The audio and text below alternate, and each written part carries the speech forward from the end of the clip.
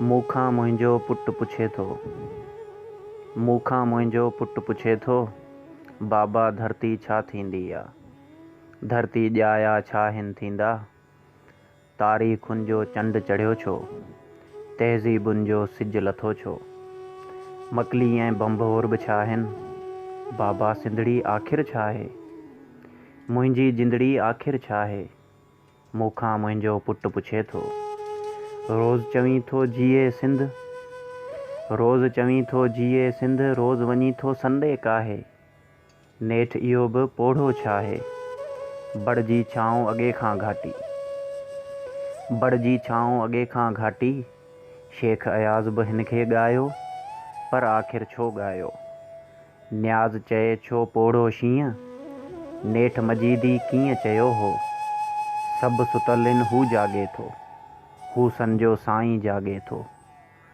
मूंखां मुंहिंजो पुटु पुछे थो, मूंखां मुंहिंजो पुटु पुछे थो, पंहिंजे नंढड़े कमरे में बि जंहिंजी इहा तस्वीर हईं थो। अहिड़ो आख़िर सन में छा आहे? अहिड़ो आख़िर सन में छा आहे? मूंखां मुंहिंजो पुटु पुछे थो। राजा ॾाहिर केरु हुयो ऐं इब्ने क़ासिम आख़िर छा आहिनि? अरबन काहूं कीअं कयूं हुयूं? तुर्खाननि छो कहर कयो हो? अरगूननि जा हमला छा आहिनि? खिलजी कहिड़े मज़हब जो हुयो? रूपा माड़ी दोदो छा आहे? रूपा माड़ी दोदो छा आहे? दूलो दरिया ख़ान बि छा आहे? शाह इनायत आख़िर छा हो? शाह भिटाई आख़िर छा हो? शाह सनाई आख़िर छा हो? होशू हेमू आख़िर छा आहिनि? सखर बखर म्याणी छा आहे?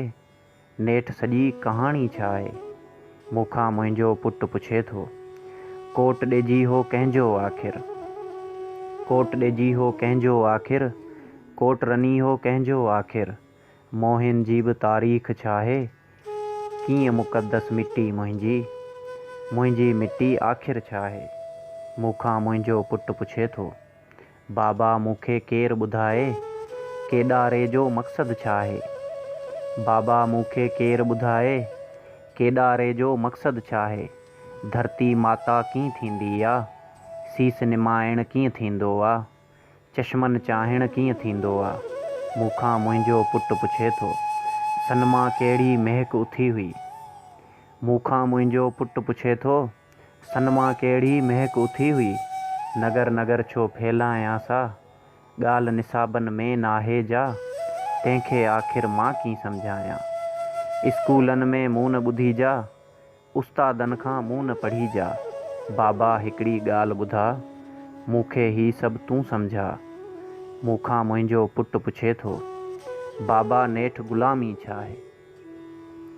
बाबा नेठि ग़ुलामी छा आहे? बाबा आज़ादी छा आहे? जंहिं लाइ तूं थो तड़पी वेठो, रोज़ लिखी पियो थड़की वेठो। आधी मांझी टिड़की वेठो। मूंखां मुंहिंजो पुटु पुछे थो।